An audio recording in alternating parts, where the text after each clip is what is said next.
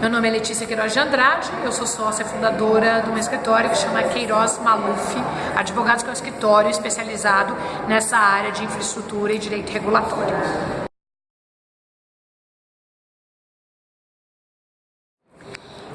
Uma PMI é um procedimento público, procedimento de manifestação de interesse.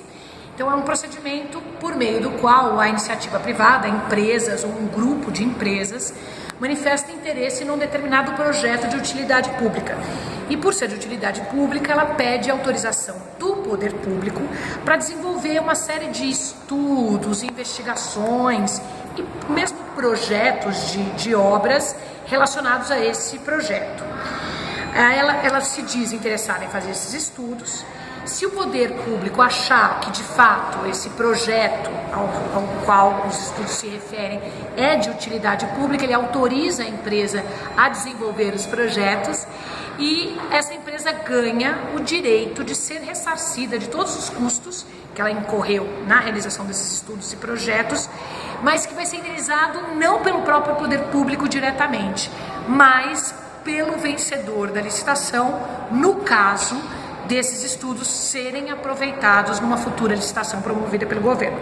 Então, por isso, a PMI é sempre um procedimento que envolve um certo risco pela parte do privado interessante, porque ele pode ser ressarcido ou não desses estudos. Com esses estudos que são apresentados, na verdade são os estudos que vão preceder uma licitação anterior. Então eles têm o grau de detalhe desses tipos de documento que é obrigado no processo licitatório típico de uma concessão em PPP. Isso é um aspecto importante. Essas PMIs são uma fase então do processo de contratação, mais específico de concessões e PPPs. E só são possíveis justamente porque é em concessão e PPP que os autores dos projetos, mesmo básicos executivos, podem participar da futura licitação. Então, aquele que apresenta o estudo pode participar da licitação, embora não tenha nenhuma preferência em relação a ela.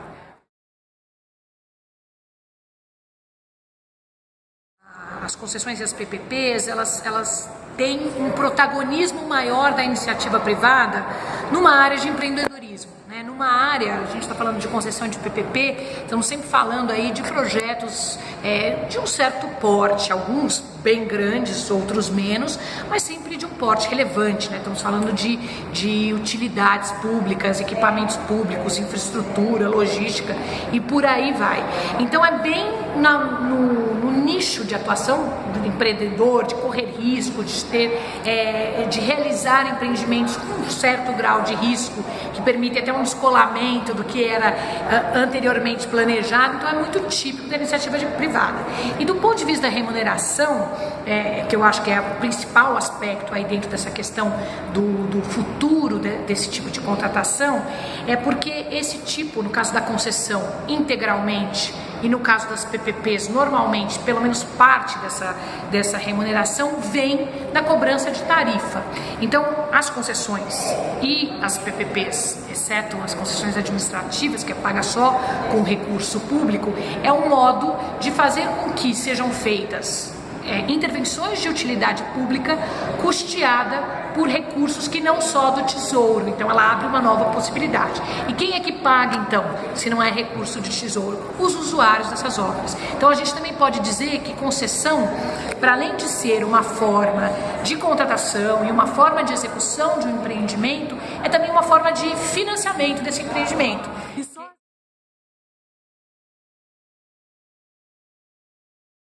Assim, são empreendimentos complexos. Eu chamo complexos aqui no sentido de que envolvem habilidades diferentes. Então é necessário ter um conhecimento financeiro, um conhecimento de engenharia, um conhecimento de operação.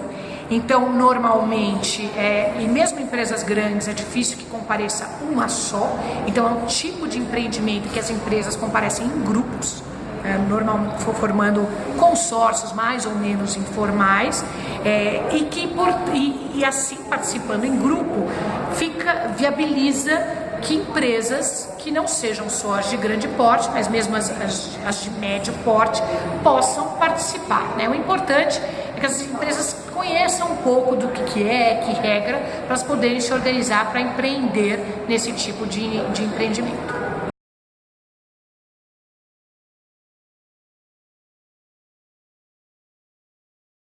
Vou citar alguns grandes e alguns médios só para a gente ter um portfólio variado. Primeiro é importante dizer que eles são empreendimentos das 3 esferas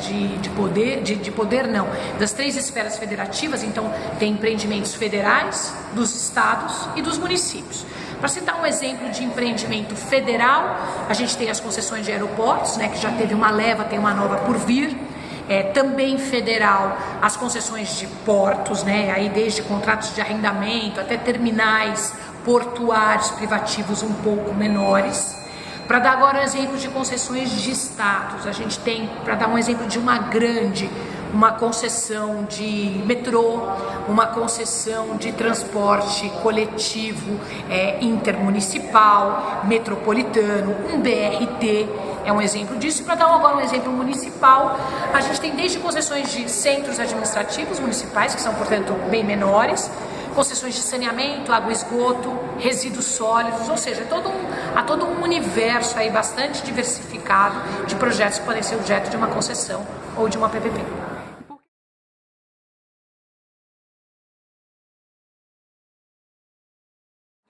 Olha, eu acho que está se desenvolvendo cada vez mais. Tinha de fato uma presença mais marcante das grandes empresas no setor.